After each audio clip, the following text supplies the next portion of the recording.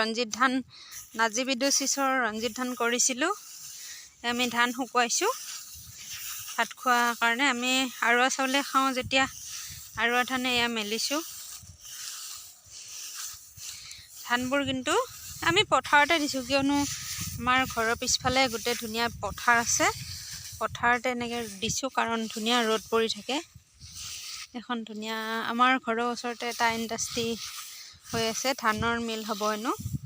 ভালে হ'ব বাৰু, ধান বেচিব পাৰিম আমি, যিহেতু আমি সৰু সুৰা খেতি কৰি আমি খাওঁ।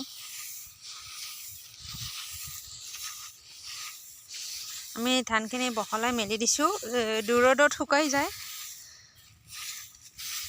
দূৰত ধান নিদিলে হেনো মিলত ভাঙে।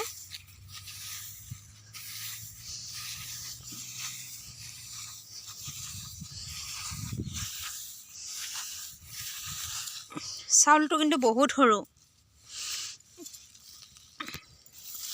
ধানটোৱে দেখিছে নহয়, কঠীয়াত যেনেকুৱা আছিলে ভাবিছিলোঁ মিছাই হ'ব নেকি, নাই সঁচাকৈ বহুত সৰু সৰু আৰু দীঘল দীঘল, ইমান মৰম লগা ধানখিনি।